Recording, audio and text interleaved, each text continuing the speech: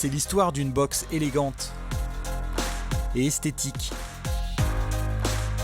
La Savate boxe française. Deux noms curieux pour un sport chargé d'histoire, avec un grand H, de petites et de grandes histoires, de destins croisés. Nous allons vous faire découvrir une boxe harmonieuse, portée par des athlètes comme Tony Ancelin, multiple champion du monde au service des plus jeunes. Une boxe esthétique et des boxeuses de talent qui travaillent dur, comme Maureen Atef et Rim Ridan. Deux femmes au palmarès impressionnant et qui maîtrisent l'art de la savate dans ses moindres détails. Salle Coubertin, finale des championnats de France élite. Dans cet écrin parisien, l'ambiance est surchauffée. C'est la fête annuelle de la savate boxe française. Plus de 4800 personnes attendent les meilleurs boxeurs et boxeuses de l'année. Des boxeurs danseurs qui vont enflammer le ring durant plusieurs heures.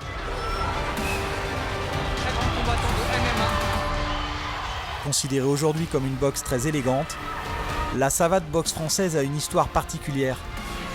Elle serait née bien loin des rings.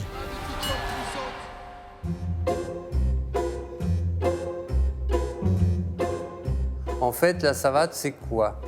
C'est un genre de bagarre de rue avec les chaussures. Chaussures, bon, les savates, en argot parisien, les lattes, les godillots, les pompes, choses comme ça. En fait, la savate, c'est un terme un peu péjoratif pour la chaussure. C'était bagarre d'ouvriers, c'était les bagarres de, bon, on va dire du peuple. Là, ce dessin est un dessin original de Gavarni, donc de 1840, qui montre bien la savate originelle, donc avec les mains ouvertes et coup de pied bas pour briser le tibia. Mais il n'y avait pas de coup de poing, c'était avec le plat de la main ou la paume de la main. Née dans la rue, la savate a rejoint les rangs de la police au début du 19e siècle. Portée par l'ancien célèbre bagnard, devenu policier, Eugène François Vidocq. Ces lieutenants étant aussi tous des mauvais garçons qui pratiquaient aussi la savate. C'est pour ça qu'il a été dit que la première fois que la savate a été introduite dans la police en France, c'est grâce à Vidocq. Oui. Mais il faut attendre 1838 pour voir apparaître le concept pied-point de la boxe française. C'est un monsieur Charles Lecourt qui a assisté à un combat de boxe anglaise, donc que les poings, dans les environs de Paris, on suppose le bois de Vincennes. Et ensuite, il y a eu une nouvelle de Théophile Gautier qui s'appelait le maître de Chausson. Et c'est Théophile Gautier qui a désigné le terme de boxe française. En fait, Charles Lecourt a fait le concept, savate plus point de la boxe anglaise, et Théophile Gautier a appelé ça la boxe française. Sport très populaire aujourd'hui, la savate fait partie de l'histoire française. En 2015, elle a même été inscrite au patrimoine culturel immatériel. Aujourd'hui, la savate boxe française est un sport de plus en plus populaire, avec un nombre de licenciés en constante progression. En 2012, 46 000 licenciés. L'année dernière, à une dizaine de licenciés près, nous étions 60 000. C'est-à-dire que nous étions le sport pied-point sur un ring, la fédération avec le plus grand nombre de licenciés par rapport aux autres fédérations. Ces 60 000 licenciés, 42 à 43% de féminines, et aussi on a plus de 45% de jeunes de moins de 18 ans. Pratiquée dans 769 clubs en France, la Fédération française de savate boxe française compte 5 disciplines. La savate boxe française, assaut et combat, la savate bâton de défense, la canne de combat et la savate forme. Elle compte également un pôle France à Toulouse. Allez, retardataire, vite, vite, vite. Mercredi soir, Pour l'instant, Levallois-Perret dans les Hauts-de-Seine. C'est un cours de boxe française comme il y en a toutes les semaines partout en France. Ce soir-là, le coach, c'est Tony. Ouais, parfait. Là, direct, fouetté. Et en savate boxe française, Tony, ce n'est pas n'importe qui. Tony Ancelin, 7 lettres qui font résonner une figure emblématique de la savate en France. Aussi discret dans la vie que percutant sur les rings, il a été 3 fois champion du monde, 2 fois champion d'Europe et champion de France à de multiples reprises. Un cœur comme ça, quelqu'un qui a jamais un mot au-dessus de l'autre, un formateur exceptionnel, un grand champion qui a tout gagné. Tu ripostes pas, tu travailles que tes parades et tes déplacements, tu essaies de pas rester en face de moi. D'accord? Comme tout à l'heure, tu essaies de pas te faire cadrer. Ok? Donc je suis là, j'essaie de la toucher, voilà. Exactement. Très bien, merci. J'ai toujours cet affect en fait. La boxe française, j'en fais depuis que j'ai 12 ans. J'ai appris, j'ai eu un prof qui a pris de son temps pour m'apprendre.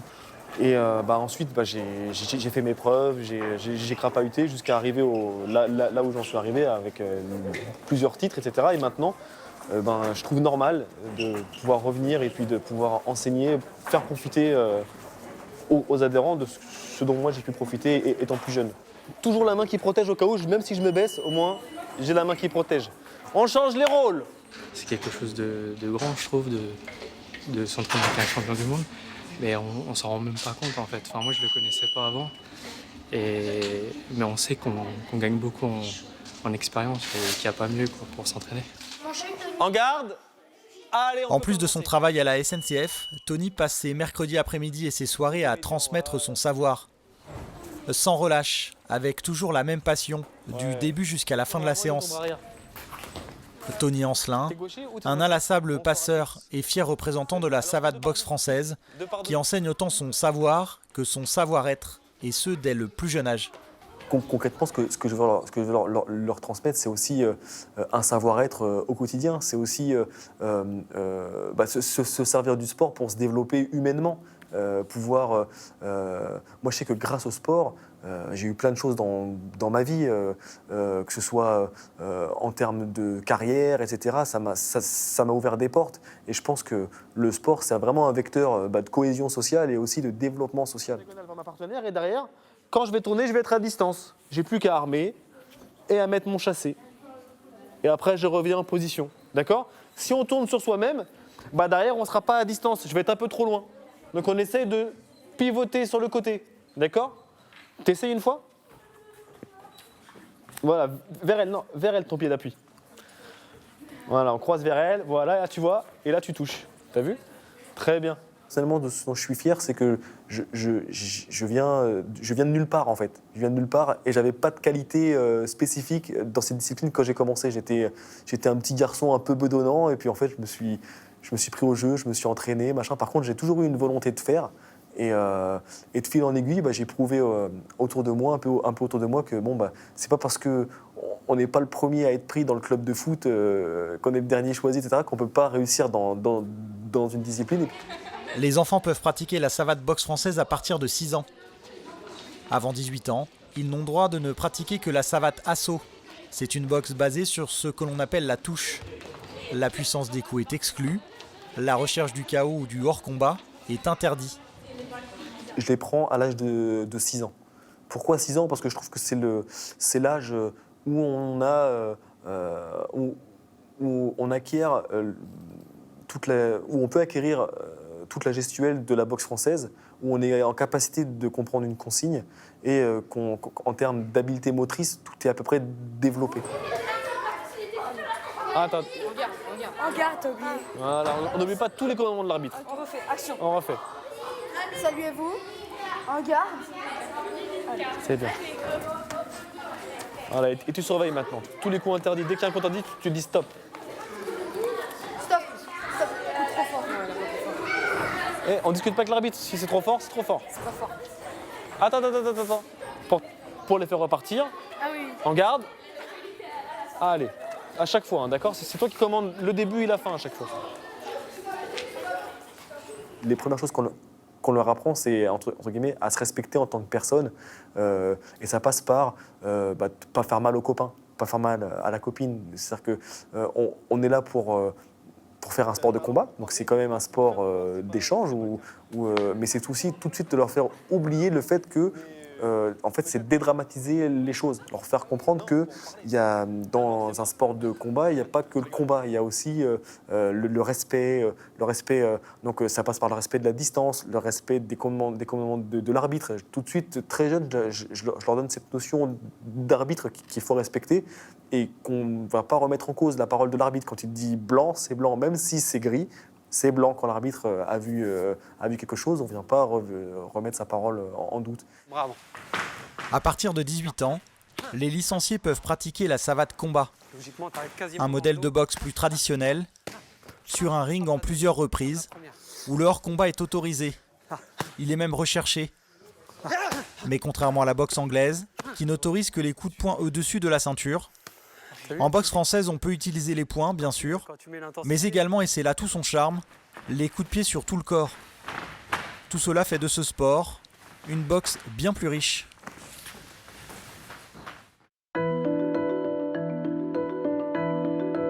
Là, ce que j'entends, c'est les consignes du coach.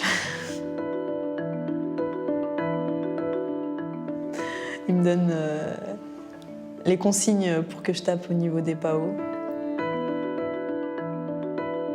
Sa voix, elle me pousse à aller encore plus loin et plus fort, et à taper plus fort. Comme ces jeunes filles au club de Levallois, Maureen Atef a commencé les sports de combat très jeune. Et la boxe française s'est imposée comme une boxe parfaite pour les jeunes filles. J'ai choisi cette discipline, c'est tout simple. J'ai suivi ma sœur qui pratiquait ce sport et elle m'a dit d'essayer. Et depuis, ça fait 14 ans que j'ai jamais arrêté. Quand j'ai commencé, la première fois que j'ai commencé à pratiquer la boxe, j'avais peur qu'on me fasse mal. C'était l'appréhension, c'est surtout je veux pas que mon nez soit cassé, voilà, c'est les appréhensions, je veux pas être défigurée. Alors, un de mes coups favoris, un coup de pied visage. Hein?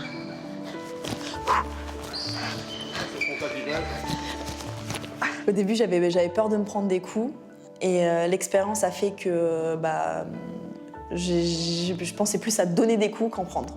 Du coup, forcément, on pense plus à cette peur.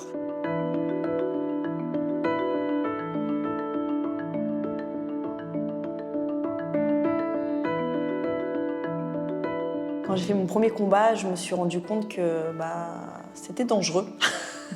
Mais au lieu d'avoir peur, je me suis déchaînée et j'avais encore plus envie de taper encore plus fort et de tout donner pour gagner ce combat. Maureen Atef s'est rapidement imposée comme une grande dame de la savate boxe française. 7 fois championne de France, elle est devenue championne du monde de boxe française à saut en 2014, puis 3 ans plus tard, devient championne du monde de savate boxe française combat. Quand j'ai commencé la savate, c'était mon objectif premier. C'était monter chez les grands pour devenir championne du monde. Et j'ai réussi. Et du coup, c'est un rêve qui s'est réalisé. La boxe française séduit de plus en plus de femmes. Elle représente près de la moitié des licenciés. C'est une boxe accessible, qui peut paraître moins violente que la boxe anglaise. Direct arrière, fouetté. Les entraînements en loisirs sont principalement basés sur les touches. Et toutes les femmes ne sont pas exclusivement à la recherche du chaos. Elles peuvent y trouver un travail physique de base, un épanouissement personnel, une confiance en soi.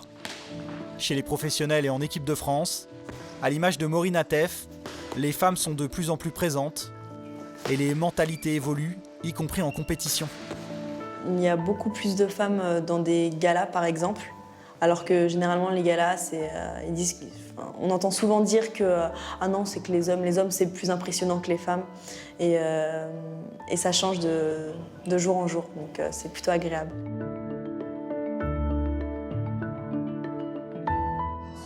Retour à Coubertin. Ce soir-là, les meilleures boxeuses et meilleurs boxeurs du pays sont à l'honneur pour les championnats de France. C'est la fête annuelle de la savate boxe française. En coulisses, Megan Amouri se prépare pour un combat crucial dans sa carrière. Il représente 4 grosses années de préparation intense.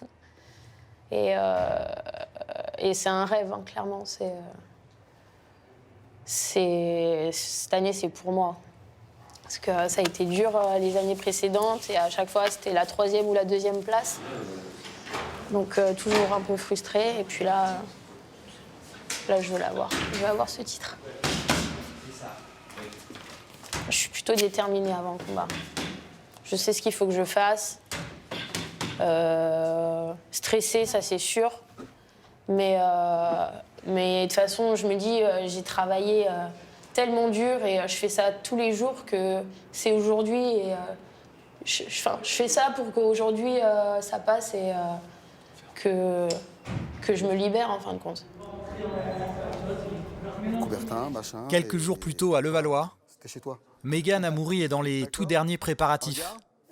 La préparation d'un boxeur suit un rituel bien précis. Une préparation physique et mentale permettant de donner son maximum le jour du combat. Normal. Et on bouge. Voilà. C'est ça. C'est tout. Et on bouge. Allez, allez, allez, vitesse, hein. Pam, pam, pam, pam, pam, pam. Voilà. Et tu sors. Voilà. Et on bouge. Son travail, là, c'était vraiment de se mettre dans le fractionné par rapport au temps de compétition. 5 reprises de 2 minutes. Donc, où on lui donne des thèmes. Il y a le côté technique, le côté technico-tactique. Il faut vraiment que ça... Plam, plam, plam. Je ne cherche pas à mettre des frappes lourdes. Il faut que tu gardes ta vitesse. Okay. Ça, c'est important. Parce que quand tu es lourde, ben, elle peut te gagner l'échange en ayant la dernière touche. Alors que l'objectif, c'est que tu dois avoir le dernier mot à chaque fois. De la vitesse aussi. Voilà, mets de la vitesse aussi. Hein. Ça percute, mais ça doit aller vite aussi. Voilà, pam, pam, pam, pam, pam. Encore, et on ressort. Allez. Encore, encore, encore, encore, encore, encore, encore. Stop. Qui a gagné? Yes.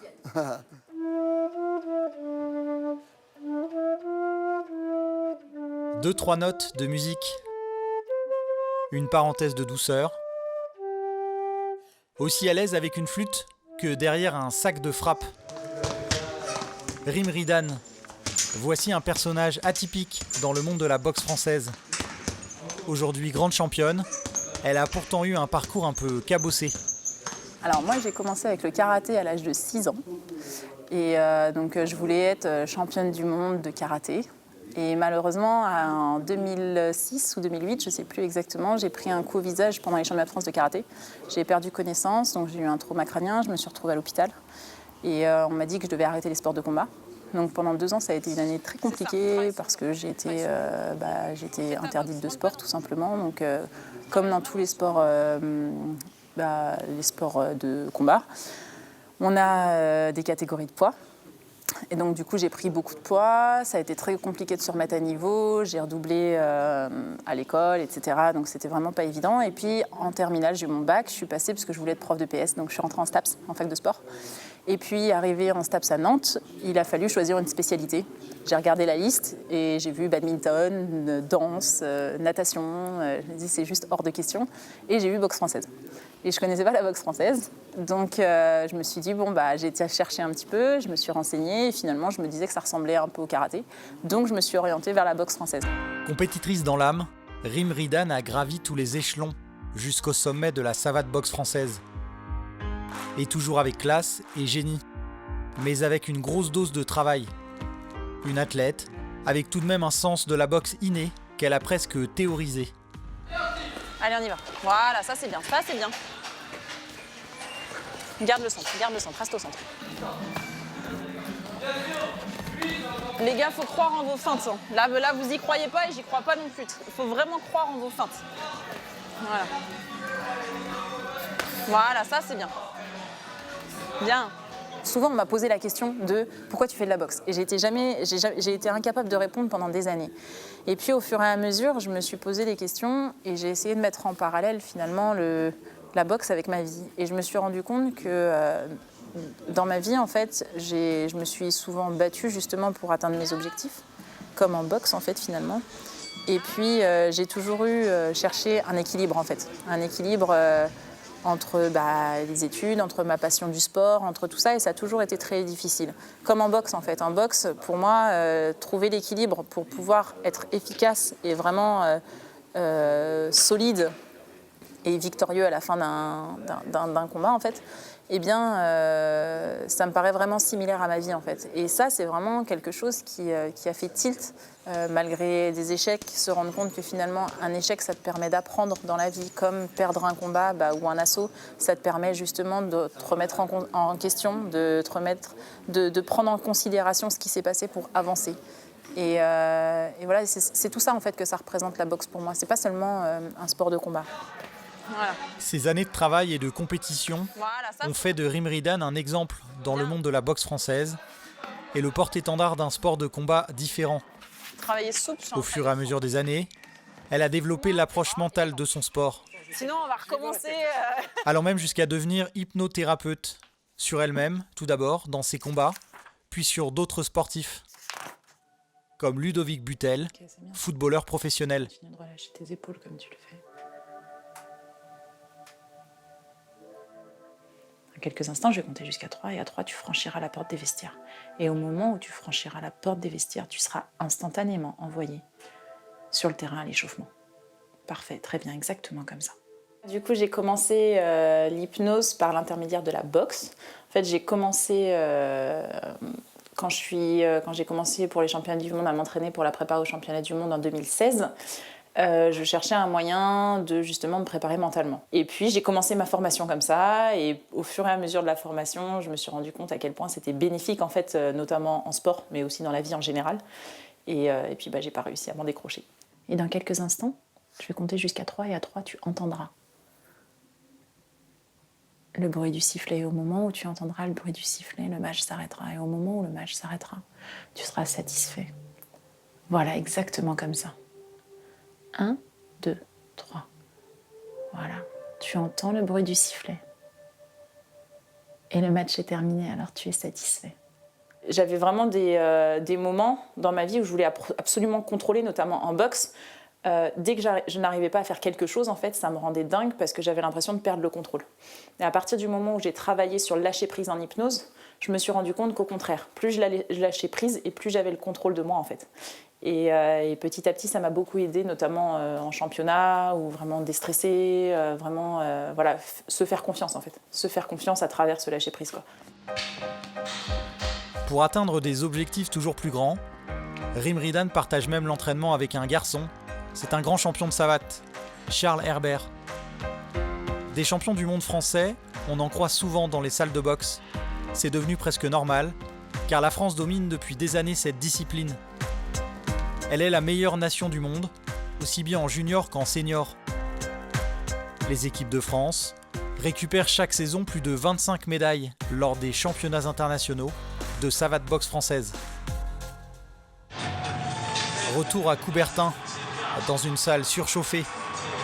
Après 4 ans de travail acharné, de sueur et de pression, Mégane Amoury n'a qu'un objectif en tête. Devenir elle aussi championne de France de savate combat. De Mégane Amoury, est-ce qu'elle va oser cette jambe arrière? N'accroche pas. Prends ton temps. Oui. Encore. Encore. Merci. Encore. On y va. La feinte, elle est là. Voilà.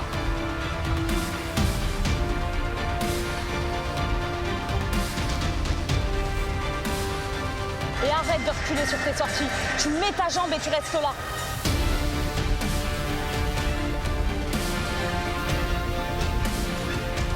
Chasser jambes avant. Crochet sur la demi-finale et elles avaient fait mouche. On bouge pas. Le public de Coubertin qui se réveille pour voir l'accélération fatidique, peut-être celle qui mènera au hors-combat. Lève la tête. Lève la tête. Pour suivre sa sœur Mélissa dans le cadre d'un dispositif fédéral. À l'unanimité des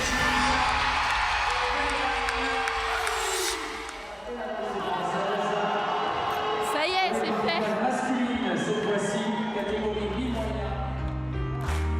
Comme Mégane Amoury, Rim Ridan, Maureen Atef ou Tony Ancelin, tous sont à leur manière de fidèles représentants de la boxe française. Une boxe loin des stéréotypes, une boxe subtile et raffinée, ouverte à tout le monde, et faisant de la savate la boxe la plus pratiquée en France.